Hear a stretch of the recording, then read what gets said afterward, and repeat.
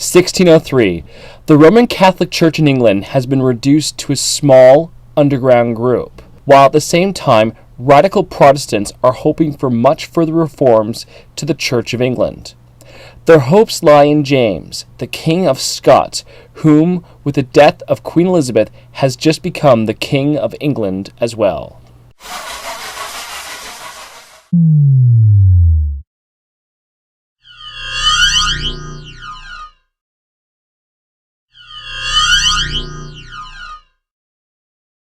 In 1603, both England and Scotland were Protestant nations, although with very different churches. The English Reformation was spurred by the need to remove the church from papal authority by the monarch, and thus had the effect of being imposed by the crown on the church with the aid of Parliament. This is a reason why England retained the use of bishops. The Scottish Reformation was much different. The Reformation in Scotland came to a head in 1560. At the time, Scotland was heavily under French influence. The Scottish Parliament enacted reforms without the support of Mary, the Queen of Scots.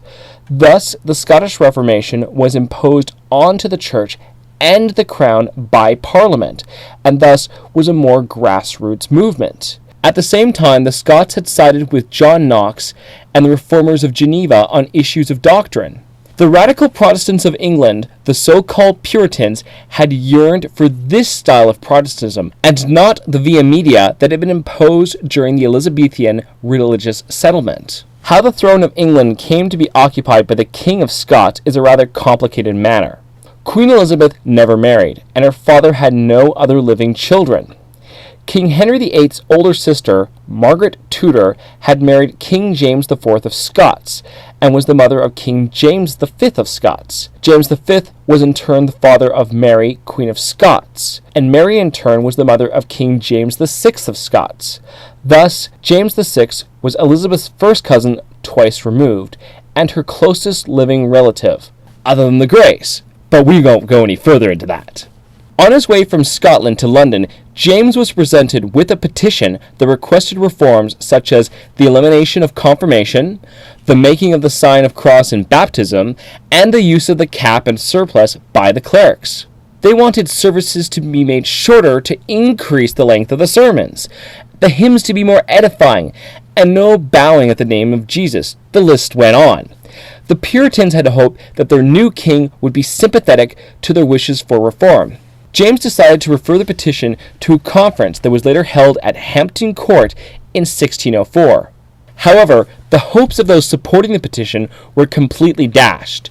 The conference approved only minor changes that would be incorporated into a new prayer book of 1604, and those changes were highly unsatisfactory to the Puritans.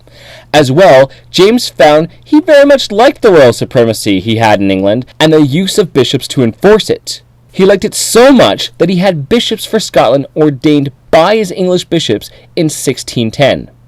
For the Puritans, any hopes and reforms seemed distant. In 1604, King James authorized a project to create a new English version of the Bible. The Church of England had two previously approved English versions of the Bible.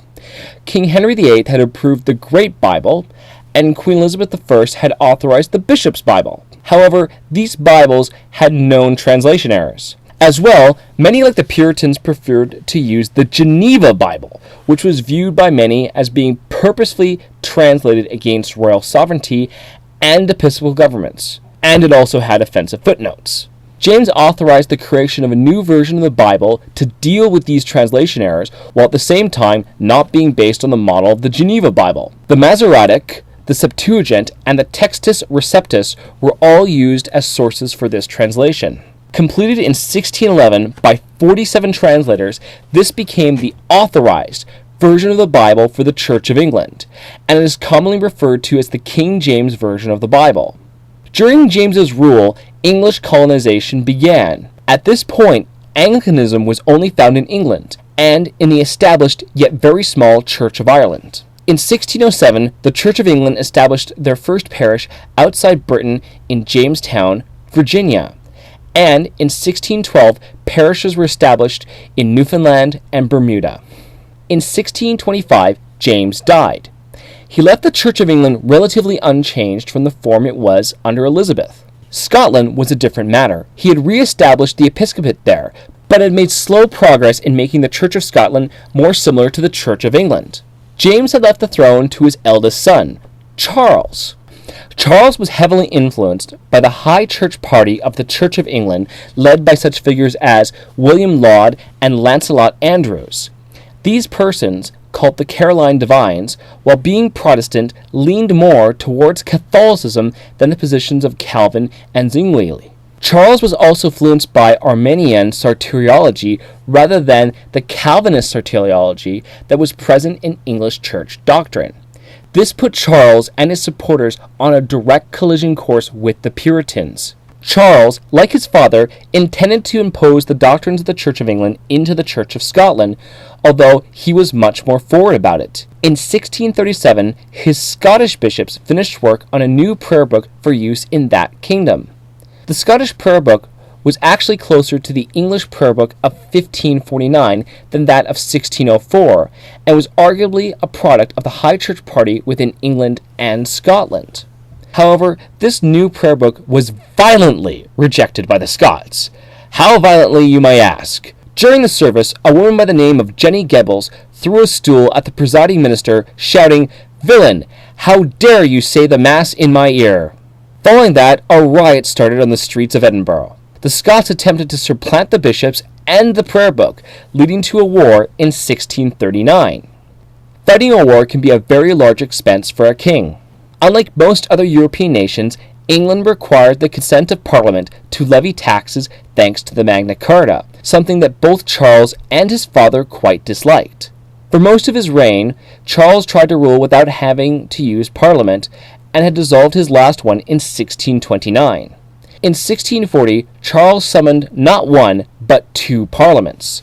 The first one, convened in April, lasted only 2 weeks, as its Presbyterian and Puritan members within its ranks wanted reforms to both the English church and state. Charles dismissed it. However, within months, he was bankrupt and desperately in need of revenue, and therefore he summoned a new parliament which assembled in November 1640. This parliament was even more determined to reform both the English church and state, and it contained such prominent members as John Pym and Oliver Cromwell. The struggle between Charles and Parliament for control over the kingdom resulted in a civil war. During the war, Archbishop William Laud was executed by the Puritans without a trial. After a number of ups and downs, Charles and his royalist supporters lost the war in 1648. One of the demands of the Puritans had been to abolish the episcopate and establish a Presbyterian form of church governance in England. Charles would not budge in his religious convictions, nor in his beliefs that he should rule without having to submit to Parliament's will. The Parliamentarian army, which was controlled by Oliver Cromwell and the Puritans, purged Parliament of its Presbyterian members who did not share the radical views of the Puritans. This rump Parliament put Charles on trial for tyranny, even though Charles refused to recognize it had jurisdiction over him. On the 30th of January, 1649, Charles was executed by beheading. Oliver Cromwell set up a military dictatorship under the guise of a republic, giving himself the title of Lord Protector. Charles II, Charles' eldest son and heir, fled to the continent, where he had set up a court in exile. During the time of the English Commonwealth and the Protectorate, the episcopal nature of the Church of England was lost, as the Puritans began to dictate religious doctrine that they had always wanted. The via media was outright abandoned. In a sign of disrespect to the concept of episcopal governance, the Puritans ordered horses to be stabled in the great cathedral churches of England. The Book of Common Prayer was outlawed and replaced with a Presbyterian book based on the works of John Knox and John Calvin. One example of the actions taken by the Puritans against those still using the Book of Common Prayer can be seen in the diary of English writer John Evelyn. Christmas Day, 1657. I went to London with my wife to celebrate Christmas Day. Sermon ended. As the minister was giving us the Holy Sacrament, the chapel was surrounded with soldiers, and all the communicants and assembled surprised, and kept prisoners by them, some in the house, others carried away. These wretched miscreants held their muskets against us as we came up to receive the sacred elements, as if they would have shot us at the altar. The chance of a restoration of the monarchy and the episcopacy looked very bleak. However, Oliver Cromwell died in 1658 and was succeeded by his son Richard as Lord Protector. Richard was not nearly as effective leader as his father. He was removed by the army, and the Rump Parliament was recalled. General George Monk, who had been secretly communicating with Charles in exile, used his influence to allow the Presbyterian members of Parliament to rejoin the Assembly. The Long Parliament, so called because it had been first summoned in 1640, began to change its tone, and a restoration of the monarchy looked to be on the horizon.